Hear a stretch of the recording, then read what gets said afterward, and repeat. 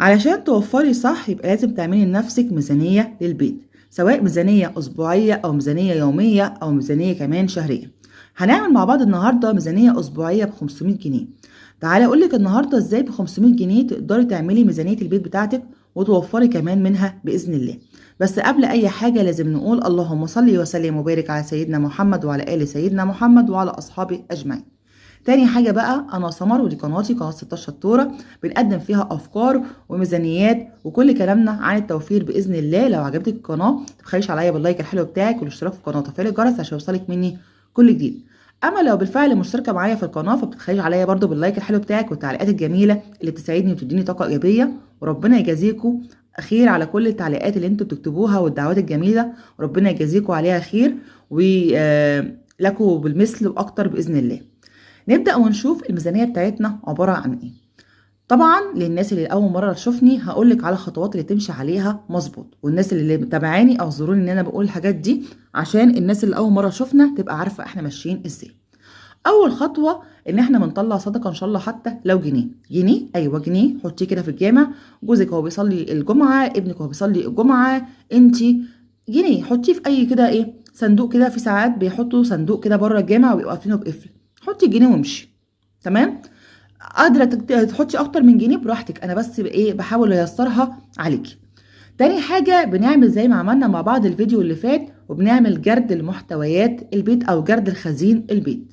بعمل جرد الخزين البيت لكل حاجه تخطر على بالك، ورقه وقلم كده، وتبداي تفضي كل كده ظرف اللي عندك قد ايه فلفل اسمر، عندك قد ايه ملح، قد ايه سكر، رز، ان شاء الله حتى لو عندك معلقه فلفل اسود تكفي كده طبخه واحده تكتبيها، بحيث يبقى انت عارفه ايه اللي ناقص عندك وايه اللي انت هتشتريه وايه المتوفر عندك هتبداي ان انت تستغني عنه. تاني حاجه بقى بعد ما عملنا الجرد المحتويات البيت كله من الفريزر للتلاجة للتربو كله، هنبدا نعمل منيو لنفسنا. المنيو ده ببدا اخطط لنفسي كده 7 اكلات للاسبوع. تمام.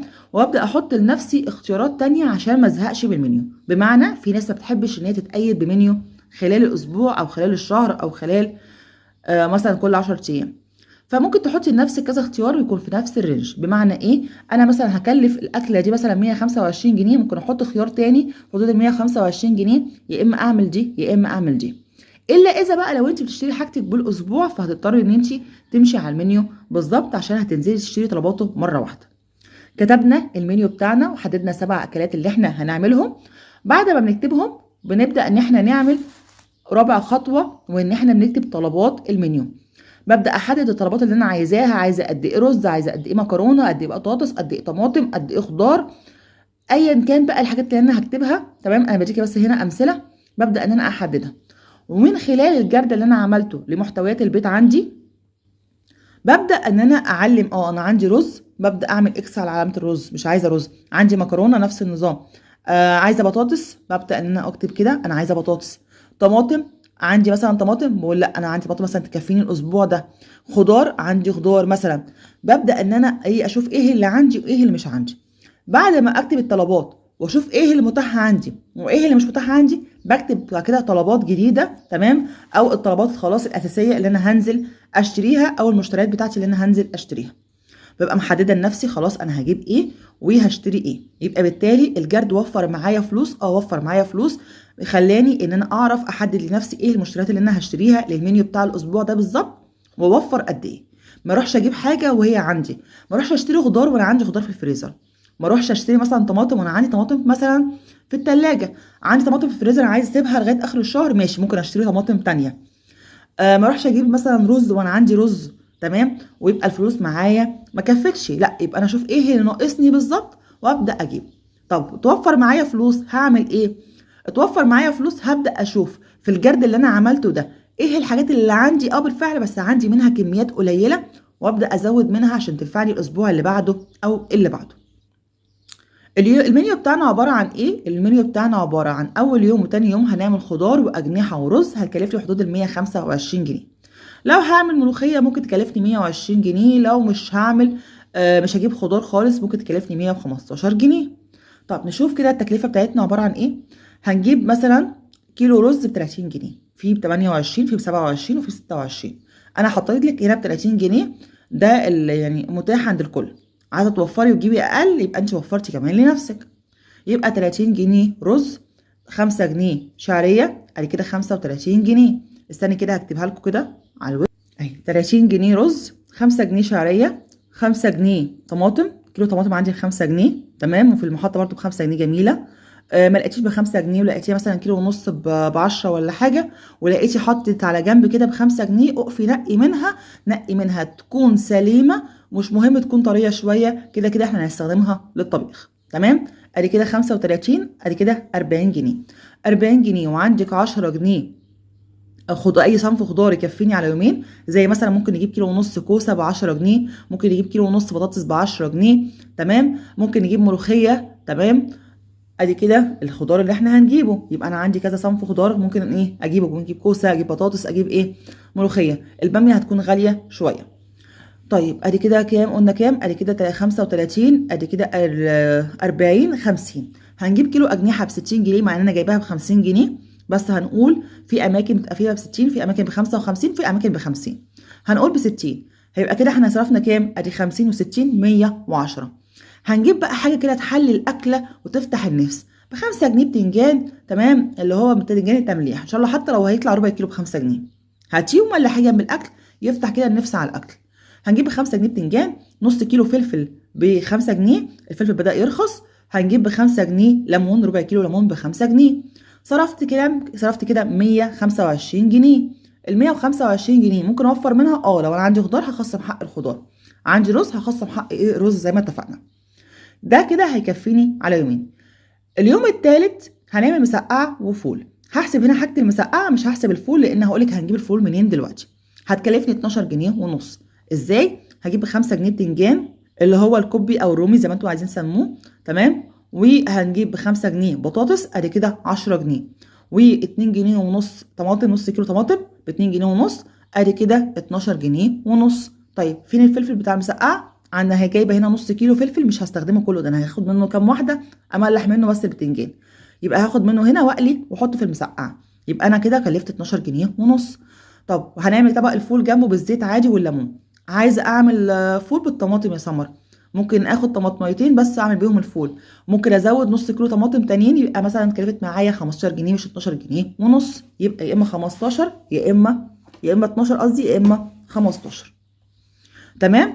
اليوم الرابع هنعمل مكرونه بطاطس محمره. هتكلفني قد ايه؟ هتكلفني 25 جنيه. هنجيب قد ايه؟ هنجيب نص كيلو مكرونه ب 10 جنيه، 5 جنيه طماطم ادي كده 15 جنيه، ب 10 جنيه بطاطس ادي كده 25 جنيه. طب انا زودت في البطاطس هنا ليه؟ تمام، ما جبتش نص مثلا 5 جنيه بطاطس عشان انا البطاطس دي ممكن استغلها في الفطار، فزودت هنا مثلا بطاطس شويه. انا جايبه 7 كيلو بطاطس بنات ب 20 جنيه، كانت رفيعه على كبيره على وسط على كله، كانت اخر حاجه معاه على العربيه، وكان عايز يروح، كان هو اساسا بيبيع الكيلو ب5 جنيه. فانا كنت واقفه في البلكونه، قال لي تاخديهم؟ قلت له بكام؟ قال لي خديهم على بعضيهم ب 20 جنيه. قلت له وزنهم لي لقاهم 7 كيلو، قال لي يلا رزقك، يعني وقف عليا ال3 كيلو تمام ونص بكام؟ ب 10 جنيه. يعني انا جبت 3 كيلو ونص بطاطس ب 10 جنيه، رفيعه على وسط على كبيره. رفيعه ممكن اسلقها، الوسط ممكن اعملها صينيه، الكبيره ممكن احمرها تمام. هتقعد معايا مده طويله، ممكن تقعد تكفيني اسبوعين او 3 كمان، يعني انا بستخدم بطاطس ايه كتير. فالبطاطس ممكن ان انت تجيبيها كمان زي ما انا جبتها كده، تكون كيلو ب5 جنيه او كيلو مثلا ب3 جنيه ونص ولا حاجه، وتوفر ايه معاكي، مش لازم تجيبي البطاطس اللي هي الغاليه والكبيره. طيب اليوم الخامس عملنا بسارية ورز مكان السمك، عايزين بقى نعمل أكلة سمك وفي نفس الوقت تكون أكلة اقتصادية وفي نفس الوقت تكون مغذية والأولاد يحبوها. البسارية لو انت مثلا جبتيها وشلتي منها كده الراس أو قلتيها زي ما هي تمام، مجرد بس شلتي منها ايه الخيط الرفيع اللي فيها، بتبقى زي العسل والأولاد بياكلوها كده زي ما هي، وبيبقى طعمها خرافة. احنا بنسميها جمبري الغلابة تمام. وعندنا هنا في اسكندريه بنعشق حاجه اسمها البسارية، ممكن تعملي منها صينيه، ممكن تعمليها منها مقلي وتبدعي. هنجيب كيلو بسارية ب 20 جنيه، وهنجيب آه نص كيلو رز ب 15، ادي كده 35 جنيه، وب5 جنيه هنجيب نص كيلو طماطم على حزمتين خضره تمام. عملنا طبق سلطه، يبقى عملنا بسارية ورز وسلطه. طيب يا سمر البسارية الكيلو ديت والرز نص كيلو عليها قليل واحنا بنحب الرز كتير، كملي بالعيش تمام. يا اما انت بقى حاولي انت توفري في حاجه تانية وتزودي الرز. مش عايزه تعملي جنبها رز، في ناس بتاكلها بالعيش بس، يبقى انت وفرتي حق الرز. اليوم السادس والسابع هنعمل خضار تاني، تمام، يكفينا على يومين، بس هنعمله باللحمه المفرومه. طيب هيكلفنا قد ايه؟ هيكلفنا 100 جنيه. ازاي؟ هنجيب ب 30 جنيه رز، كيلو رز ب 30 جنيه، ب 5 جنيه شعريه ادي كده 35 جنيه، ب 5 جنيه طماطم ادي كده 40 جنيه، ب 10 جنيه خضار ادي كده 50 جنيه، ب 50 جنيه لحمه مفرومه، تمام، ادي كده 100 ايه 100 جنيه. طيب عايزه حاجه كده حادقه جنبها، والله في فلفل عندك اتبقى اقليه كده مع شويه دقه كده، تمام، ويبقى زي الفل جنب الاكله. باقي عندك بتنجان، تمام، المهم هتمشي ايه الدنيا على يومين في حدود الايه ال 100 جنيه. عندك خضار في التلاجة يبقى ممكن تكلفك 90 جنيه بس. كده صرفنا كام؟ صرفنا 302. هنجيب منظفات لخلال الاسبوع ديت في حدود ال 50 جنيه برضو. بعد ما نعمل الجرد هنشوف برضو ايه المتاح عندنا او ايه اللي ناقص عندنا بالظبط، ونبدا ان احنا نجيبه. ب 10 جنيه فاكهه بس في اليوم. كده صرفنا كام؟ صرفنا 362 جنيه. تمام. الفطار هنتكلم بس النهارده دلوقتي على الفطار، والعشاء انا مش عامله حسابه، لكن هقولك ممكن تعملي حسابه ازاي.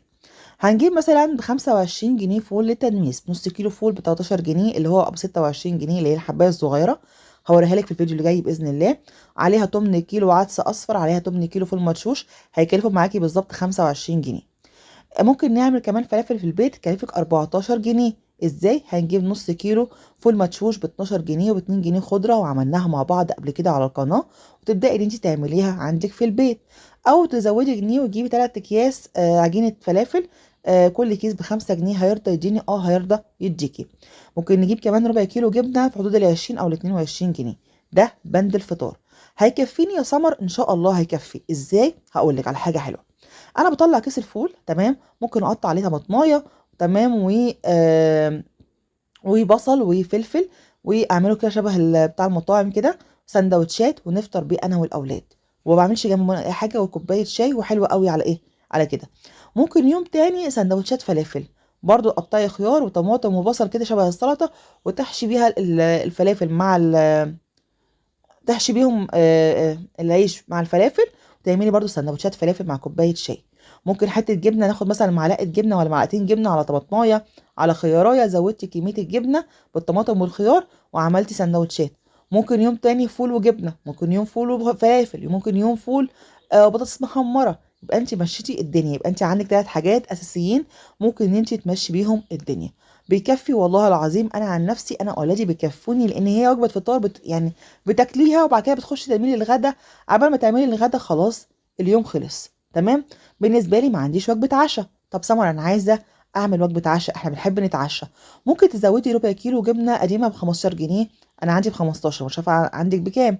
ممكن نزود كمان معاها ب 10 جنيه طحينه. ممكن نزود ب 20 جنيه مثلا، ب 10 جنيه مثلا عسل اسمر، عسل اسود. ممكن ازود ب 10 جنيه بطاطس. ممكن ازود كميه الفول او كميه الفلافل، واخليها كمان تنفع معايا للعشاء. طيب كل ده بيتوقف على ايه؟ بيتوقف على انت بتحبوا وجبه عشاء ولا ما بتحبوش. بيتوقف على ايه المتاح عندك في البيت وايه اللي مش متاح. يبقى الجرد هنا فادني ولا فادنيش؟ لا فادني، بان انا اعرف همشي بيتي ازاي عن طريق ايه المتاح عندي في البيت وايه اللي انا هبدا اشتريه. طيب عملنا كده ورتبنا امورنا، اتبقى مثلا معايا حوالي 79 جنيه. ممكن اجيب ازازه زيت للطبخ حدود ال 50 جنيه زي رودس اللي انا وريتها لكم في الفيديو اللي فات، حدود ال 50 جنيه. ازازه خل مثلا ب 12 جنيه، ب 2 جنيه مرقه، ب 15 جنيه عطاره، تمام.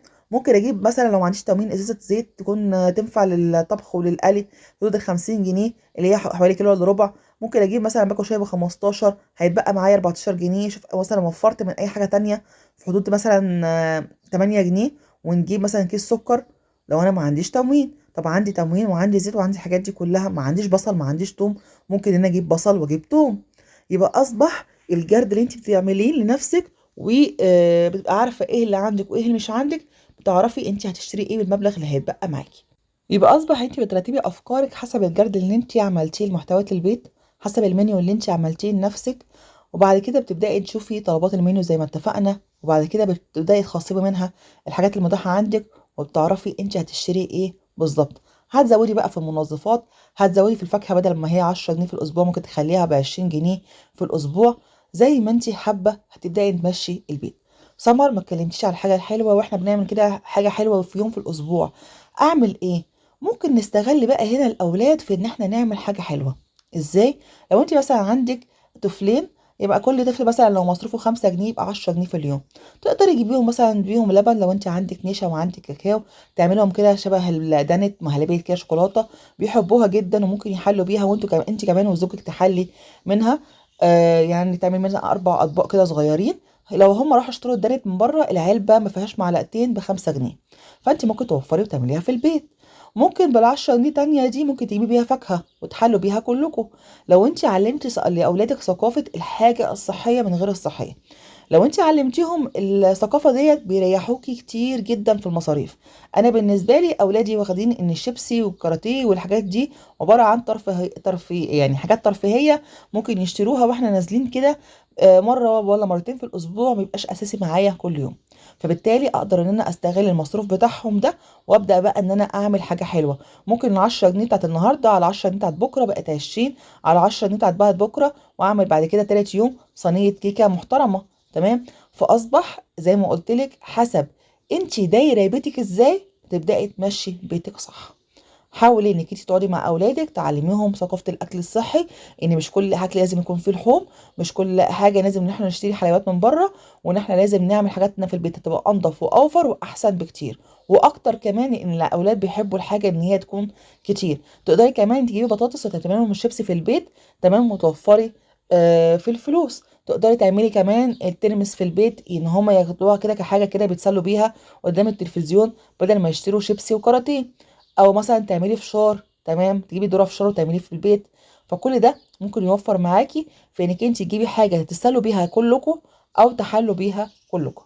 كده انا خلصت معاكم الفيديو بتاع النهارده. اتمنى يكون في حاجه مفيده بالنسبه لكم. اتمنى اكون افدتكم ان شاء الله حتى لو بمعلومه بسيطه. واشوفكم ان شاء الله على خير في فيديو جديد، والسلام عليكم ورحمه الله وبركاته.